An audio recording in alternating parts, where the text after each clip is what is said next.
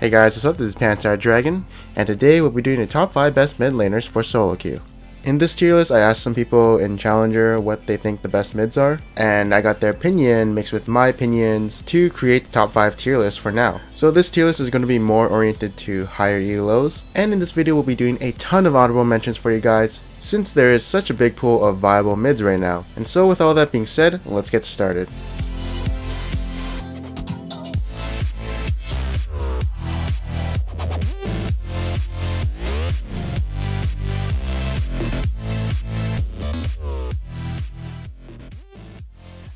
Alright, so starting up we do have Katarina at number 5.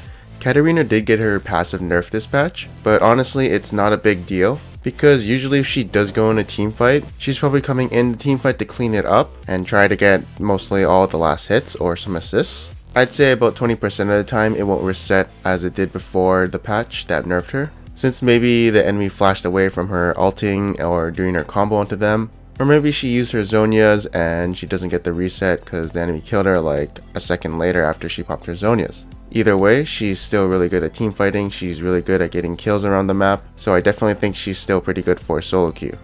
At number 4 we do have Cassiopeia. So Cassiopeia right now is pretty good. She did get nerfed a while ago with the mana cost, and that just means she's gonna constantly go if she has to harass the opponent a lot without blue. She's a pretty aggressive lane when she wants to be and can outtrade most mids these days, and because of her passive, her late game and mid game scaling is phenomenal. You do feel honestly like a god when you get around 1000 AP and you're level 18 and have all your passive stacks. In team fights, she has a counter initiation, so if the enemy wants to engage on her, then she can just stun all of them and they'll just be like, ah! And she does have pretty good sustained damage with her poison and the twin fangs, so she definitely has the threat of being like an AD carry who does magic damage. In the early game, I do feel like if she's not doing so good, then she won't have a big power spike once she does get to that mid game, and it will take her a while to get that power spike since she is kinda item reliant. She's also kinda hard to play and micro intensive, but other than that, she's pretty good right now.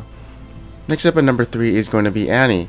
So the thing I like about Annie is how she can one-shot squishies. She has a really good initiation with her flash plus tibbers.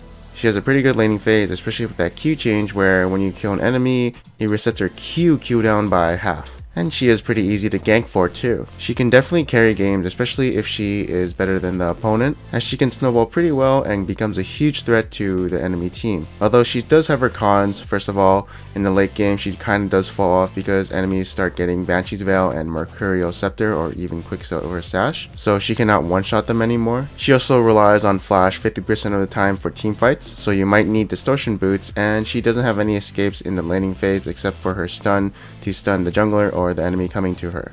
But again, she is still pretty great because she can charge up her stun and roam to other lanes, or in fact kill her own lane with the help of her jungler, or of course by herself if she can outplay her opponent.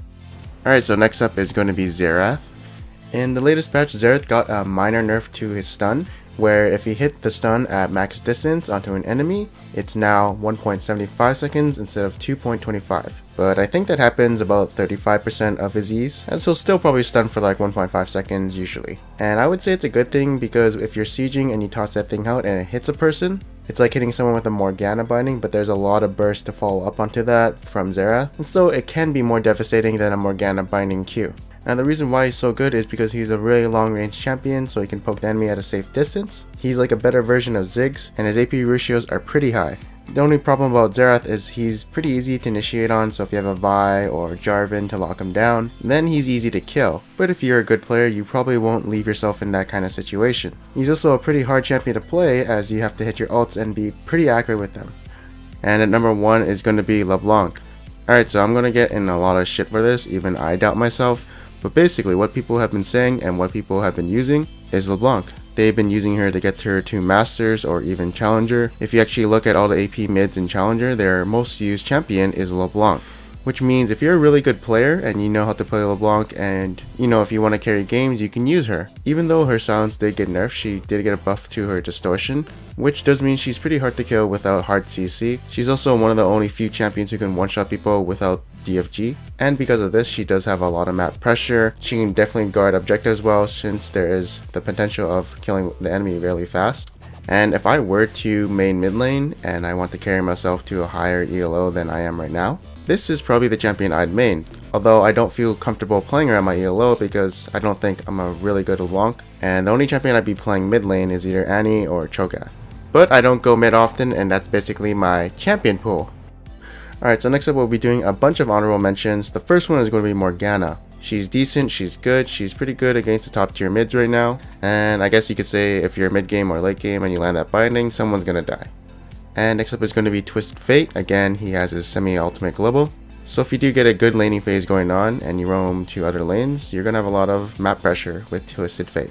Next up is going to be Cho'Gath, and right now I honestly feel like he's somewhat sleeper OP, or at least in my opinion, because he does have high AP ratios, he has free bonus health from his ultimate, and he's also only one of the few champions to have a silence still.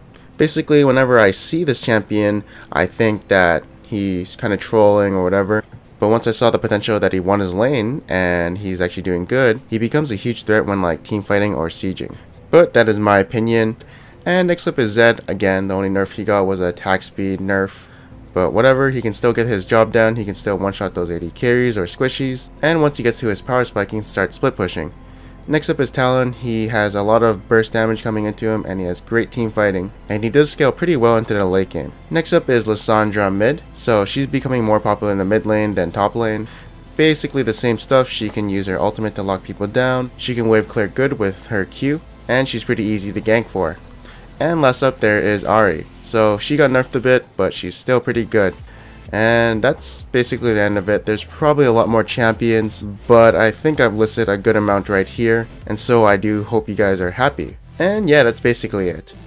Hey guys, so thank you guys for watching this video. I hope you guys enjoyed it. If you guys did enjoy this video, maybe you'll like some other tiers right up there. There's going to be top 5 best AD carries and top 5 best junglers, and then the top 5 best top laners. But that one's going to be for patch 5.3, but it's relatively the same since there hasn't been a lot of changes for the top laners, so I don't feel like we should do another video for that one. And if you guys like this video, subscribe right there. And shout out to my sponsors, What the Fast and Outfit Draft. Outfit Draft, it's honestly better than the Fantasy LCS because you can actually win cash prizes. Some of the contests do require an entry fee, but there are some free contests for you guys to enter. So do check that out. And I heard their top users are actually making over $2,000 a week. So that's pretty cool. So yeah, thank you guys for watching this video. I hope you guys enjoyed it, and I'll see you guys next time.